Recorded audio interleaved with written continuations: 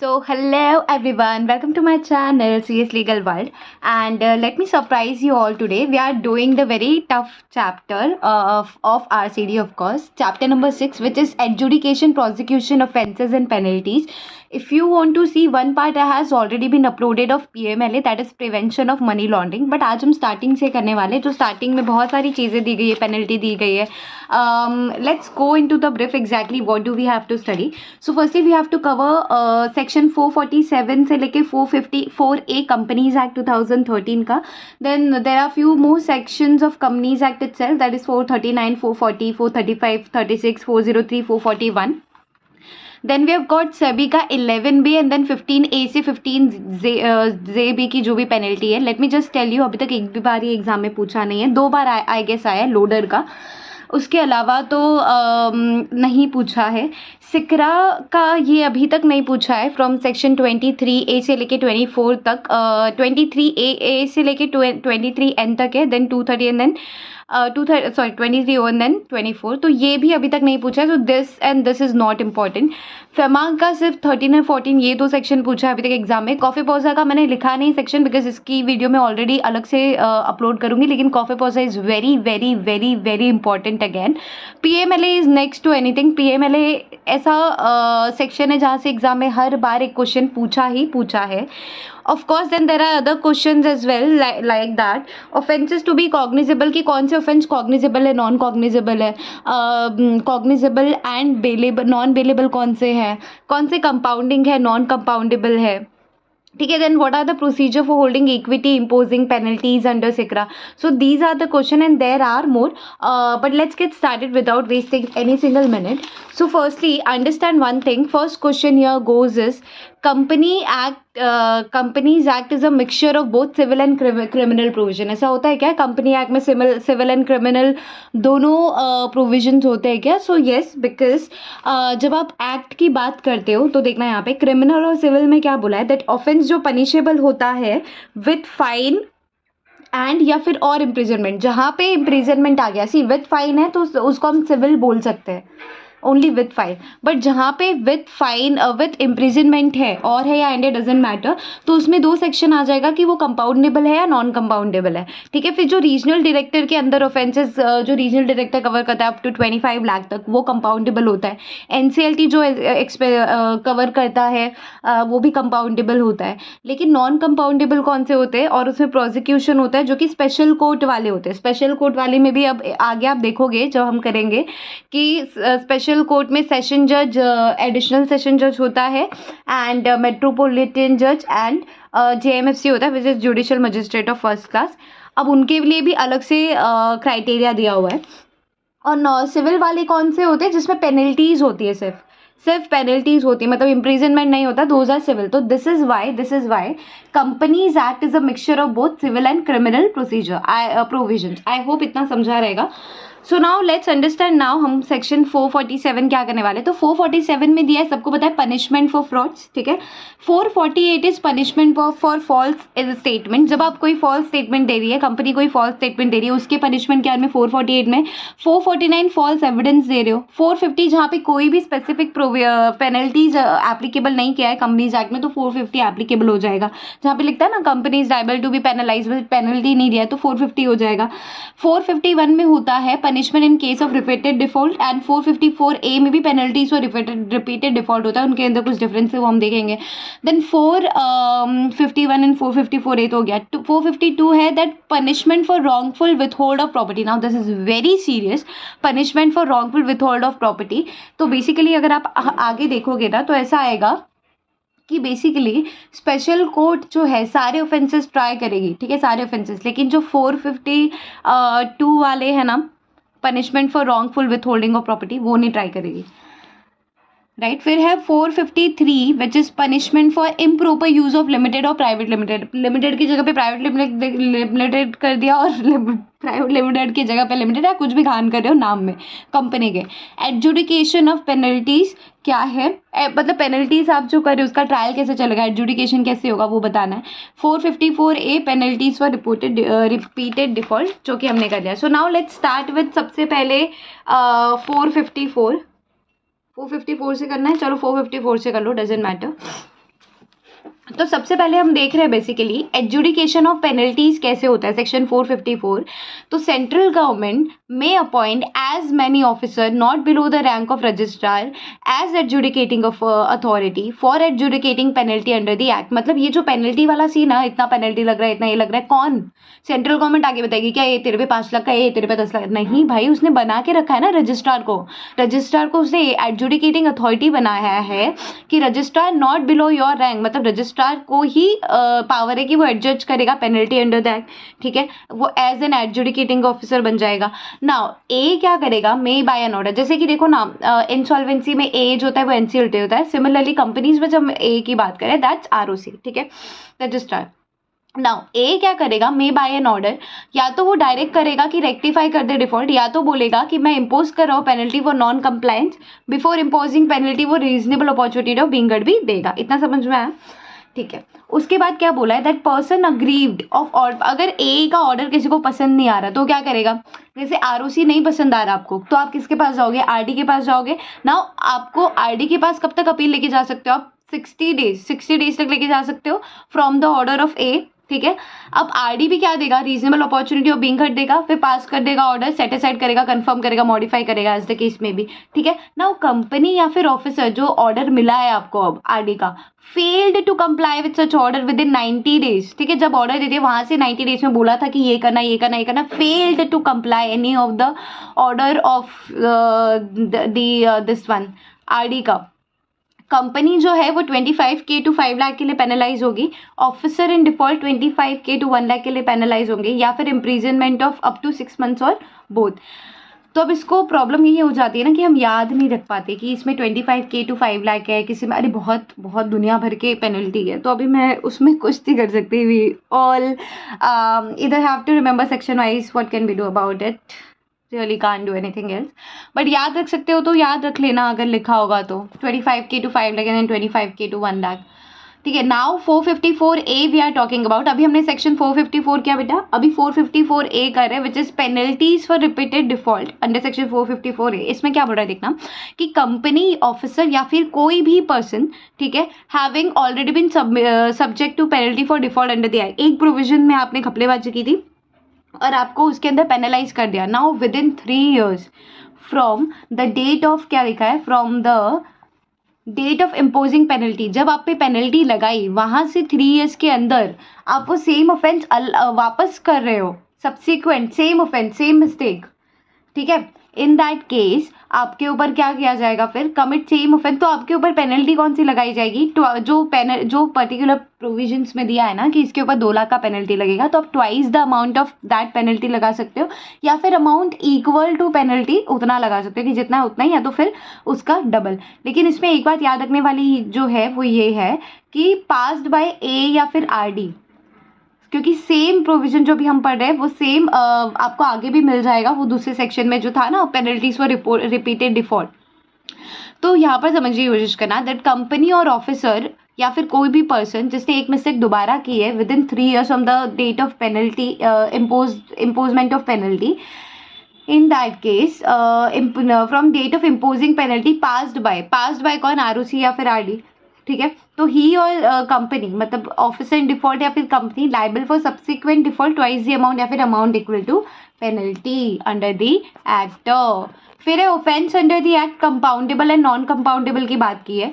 Compoundable कौन सा होगा, नॉन कंपाउंडेबल कौन सा होगा? सी वी नो द डिफरेंस कि इसको क्लासिफिकेशन छोड़ दो, वो आगे आएगा। अब सिर्फ याद करने वाली चीज़ है कि क्या कंपाउंडेबल है अंडर कंपनीज एक्ट, बिकॉज अब यही चीज़ देखोगे ना फ्रॉड वाले चैप्टर में भी कंपाउंडेबल है, बट वो एज पर कंपनीज एक्ट नहीं है, एज पर आईपीसी है या एज पर डिफरेंट एक्ट है। तो फिर वो आप क्वेश्चन एग्जाम में आने के बाद आपको प्रॉब्लम नहीं होनी चाहिए। See when we are talking about compoundable offences under companies act 13, उसमें क्या बोल रहा है कि जब आप नॉन कंप्लायंस करते हो ना, किसका? एनसीएलटी का, आरओसी का, आरडी का, सेंट्रल गवर्नमेंट का, तो कंपाउंडेबल है। ठीक है, आप डायरेक्शन उनके नहीं मान रहे हो ना, तो भी वो कंपाउंडेबल है बेटा। फिर डिफॉल्ट में 6 डिफॉल्ट है। अभी देखो 7 टोटल पॉइंट है। सबसे पहले तो आप नॉन कंप्लायंस करे हो इन लोगों का, ठीक है, कंपाउंड हो जाएगा ना। 6 जो डिफॉल्ट है उनमें क्या क्या है देखना। एक तो कोगो नॉर्म्स है, एक इंटरेस्टेड डायरेक्टर्स है, एक रिकॉर्ड्स का है, एक पब्लिक इंटरेस्ट का, एक लिक्विडेशन प्रोसीडिंग्स का है। ठीक है। तो इससे मैंने जानबूझ के हाईलाइट किया, कुछ नहीं कम से कम ये तो याद रहेंगे कि भाई ये भी थे करके, ठीक है। Now default in respect of maintenance of certain record, मतलब आपने रिकॉर्ड मेंटेन करने में घपलेबाजी की है, ठीक है। आपने non disclosure of interest of the person, interested person था, इंटरेस्टेड डायरेक्टर था, आपने उसका डिस्क्लोजर ही नहीं किया, बैठा है मीटिंग में वोट कर रहा है, गलत है ना। डिफॉल्ट तो ये लेकिन फिर भी कंपाउंडेबल है, ठीक है। So records, interested director, then कोगो नॉर्म्स का अगर आपने डिफॉल्ट किया है तो भी कंपाउंड हो जाएगा। Now defaults involving substantial violation which में affect the going concern nature of the company, आप ऐसा कोई डिफॉल्ट कर रहे हो, सब्सटेंशियल वॉयलेशन कर रहे हो जिससे गोइंग कंसर्न नेचर जो है ना कंपनी का वो इफेक्ट हो जा रहा है, ठीक है, वो इफेक्ट हो जा रहा है, या फिर एनी कॉन्ट्रेरी और या फिर are contrary to larger public interest, आप ऐसा कोई वॉयलेशन करें जो पब्लिक इंटरेस्ट के खिलाफ है, या फिर involve serious implication to the share holders, अगर ये तीनों है कि आप ऐसा कोई सब्सिक्वेंट वॉयलेशन करो which is affecting the going concern of the company, which is contrary to the public interest और which involve serious implication to the stakeholders, then this is also compoundable. तो एक माफ कर दिया जाएगा। मतलब आप समझो, जो बोलते हैं ना पब्लिक इंटरेस्ट के खिलाफ है, पब्लिक इंटरेस्ट के खिलाफ है, पब्लिक इंटरेस्ट, ठीक है, फिर भी वो कंपाउंडेबल है। This is what you have to remember, ठीक है। Default related to liquidation proceedings again compoundable, and default not specifically punishable under any provisions, कोई not specifically punishable under any provision but made punishable through omnibus, कि normally किसी particular provisions में तो वो क्या नहीं है बेटा, पनिशेबल नहीं है, लेकिन उसको ऑमनीबस क्लॉज के हिसाब से हम पनिशेबल कर देते हैं, इन दैट केस वो भी कंपाउंडेबल हो जाएगा। तो अभी तक हमने जितना पढ़ा, अगर मुझे देखो इतने मैंने जो हाईलाइट किए, मुझे क्या याद आएगा, ये सब तो याद नहीं आएगा, मुझे क्या याद आएगा, मुझे याद आएगा कि एक तो कोगोनॉर्म्स पढ़ा था, एक पब्लिक इंटरेस्ट पढ़ा था, ठीक है, एक रिकॉर्ड्स के बारे में पढ़ा था, एक इंसॉल्वेंसी प्रोसीडिंग्स के बारे में पढ़ा था, बस उतना ही याद रखना है मुझे, ठीक है। डिफॉल्ट, रिकॉर्ड्स वाला, इंटरेस्टेड डायरेक्टर वाला, कोगोनॉर्म्स वाला, पब्लिक इंटरेस्ट वाला, लिक्विडेशन वाला, ऑमनीबस क्लॉज वाला, और एक that non compliance of directions of these people. I hope इतना समझ में आएगा। नाउ जो भी कंपनीज एक्ट है ना, वो पनिशमेंट देती है ऑब्वियसली अंडर सेक्शन 447, सबने फ्रॉड का चैप्टर पढ़ा होगा, सबको पता है कि फ्रॉड 17 सेक्शन बेसिकली ऐसे हैं जिनके पनिशमेंट का जो सेक्शन है वो 447 है।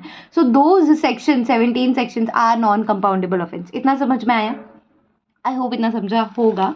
Now we are doing section 439, let's do that. और आप लोग क्या चाहते हो, 439 कराओ, लाइन से जाओ, या फिर ये 454 एंड 4 ये वाला कवर कर लो? चलो लाइन से ही जाते, डजेंट मैटर। अब ये सेक्शन समझने की कोशिश करना बेटा, which is offences to be non cognizable, कि ऐसे कौन से ऑफेंस है जो नॉन कॉग्निजेबल है अंडर सेक्शन 439। तो यहाँ पर देखना, every offence deem to be non cognizable, हम मान लेंगे कि सारे ऑफेंस नॉन कॉग्निजेबल है, लेकिन 2126 वाले को छोड़ के। 2126 क्या है बेटा? 212 तो सबको याद है कि investigation into affairs of the company by SFIO, SFIO वाला सेक्शन है 216। अब 2166 क्या है, वो आगे इसके आगे ही है, देखना दूसरे आंसर में ऑफकोर्स, बट 212 है इधर, ठीक है। तो ये सिंपल से क्या बोलने की कोशिश करें यहाँ पर, देखना कि सारे ऑफेंस हम मान लेंगे कि नॉन कॉग्निजेबल है, ठीक है, नॉन कॉग्निजेबल है, इतने इंपॉर्टेंट मतलब नॉन कॉग्निजेबल है, ठीक है, इतने ज़्यादा डेंजरस नहीं है, हम मान लेंगे सारे जो भी ऑफेंस है वो नॉन कॉग्निजेबल है, लेकिन भाई ये जो 2126 वाला है ना, इसको छोड़ के, ठीक है। Now so court shall not take cognizance of any offence committed by company या फिर officer unless complete in writing by ROC या फिर शेयर होल्डर या फिर मेंबर ऑफ द कंपनी या फिर person authorize by central government is given. मतलब ये बोलने की कोशिश कर रहा है कि सबसे पहले क्या बोला, देखना बेटा, सबसे पहले क्या बोला कि एवरी ऑफेंस हम मान लेंगे कि नॉन कॉग्निजेबल है 2126 वाले को छोड़ के, लेकिन अगर कोर्ट क्या कर सकता है, या तो वो कॉग्निजेंस नहीं लेगा या तो वो कॉग्निजेंस ले लेगा। कॉग्निजेंस नहीं लेगा कब? Shall not take cognizance of any offence committed by company या फिर ऑफिसर, मतलब उसको कॉग्निजेंस तब तक नहीं लेना है जब तक रिटर्न में, राइटिंग में उसके पास कंप्लेंट नहीं आ रहा है by ROC, shareholder, member of the company और person authorize by central government. जब ये लोग उसको लेटर देंगे राइटिंग में, भले ही उसको दिख रहा है वो क्राइम हो रहा है, लेकिन जब तक इनका लेटर नहीं आता तब तक वो कॉग्निजेंस ले सकता है क्या कोर्ट? तो फिर नहीं। He may take cognizance of offence if complaint in writing by person authorized by SEBI on matters non payment of dividend या फिर issue transfer of securities। अगर उसके पास अगर उसके बाद मतलब वही चीज़ है यार, इसमें भी कहीं न कहीं घुमा फिरा के दिया है, may take cognizance of offence, complaint अगर राइटिंग में आ रहा है सेबी का ऑन दीज मैटर्स, तो कहीं ना कहीं तो चाहिए ना भाई, सेबी चाहिए या फिर आपको आरओसी शेयर होल्डर मेंबर चाहिए ना। उनके बिना अगर उनके राइटिंग में दिए बिना तो आप कोर्ट आप कॉग्निजेंस नहीं ले सकते हो ना, तो बड़ा नहीं। तो अभी हमने वही देखा कि court shall not take cognizance of any offence committed by company of या फिर officer unless complaint in writing by ROC या फिर शेयर होल्डर या फिर मेंबर ऑफ द कंपनी या फिर person authorize by central government. Similarly दूसरे में भी यही पॉइंट बोला है कि आप कॉग्निजेंस मत लो बेसिकली जब तक कंप्लेंट नहीं आ जाता सेबी का, person authorize by SEBI in writing, and for which matters. तो सिर्फ 2 मैटर्स के लिए बोला है कि डिविडेंड पे नहीं हुआ है या फिर issue and transfer of securities का मैटर है। तो इतना समझ में आया 439। फिर आगे देखना क्या है, presence of ROC central government person, मतलब कि मतलब ज़रूरी है क्या कि आरओसी का जो पर्सन है या सॉरी सेंट्रल आरओसी का प्रेजेंट रहना ड्यूरिंग द ट्रायल या फिर person authorize by central government उसका प्रेजेंट रहना ड्यूरिंग द ट्रायल ज़रूरी है क्या, तो बेसिकली नहीं, unless court requires that personal attendance। उसके बाद है 439 का 2 which is liquidator shall not be deemed to be an officer। क्या बोला मैंने कि हम मानेंगे ही नहीं कि लिक्विडेटर ऑफिसर है for this particular section. Hence ये जो 439(2) था ना कि ये कॉग्निजेंस कि कॉग्निजेंस नहीं लेंगे, ये वाला देखना, that court shall not take cognizance of any offence committed by company officer. समझ आ रही है? तो ये ऑफिसर वाला जो पॉइंट है लिक्विडेटर के केस में वो अप्लाई नहीं होगा। ठीक है, इतना समझ में आया। Provided nothing in 439(2) shall apply to prosecution by company of any of its officer. Company अपने ऑफिसर्स का प्रोसिक्यूशन करा रही है तभी भी सारे सेक्शन जो है 439(2) वाले वो एप्लीकेबल नहीं होंगे। एंड आई होप आपको 439(2) समझ गया होगा। इसके बाद फिर हम कर रहे हैं offences to be cognizable and non bailable under companies act 13। Let's move forward with that.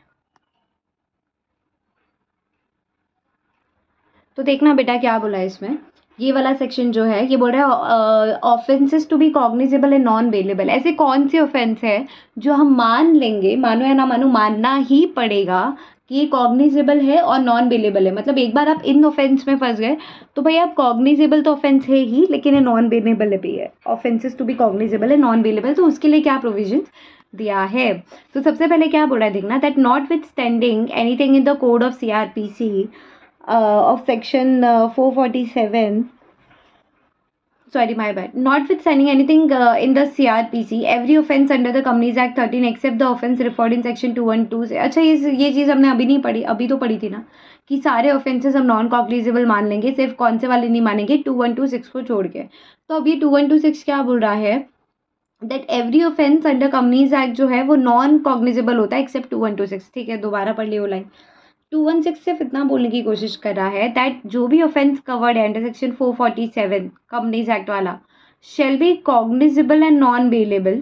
ठीक है, shall be cognizable and non bailable. No person या फिर अक्यूज्ड जो है वो बेल पे रिहा होना चाहिए unless public prosecutor has been given an opportunity to oppose the case and where public prosecutor opposes the application court satisfied है that there are reasonable ground for believing that he is not guilty for such offense that he is not likely to commit any offense while on bail।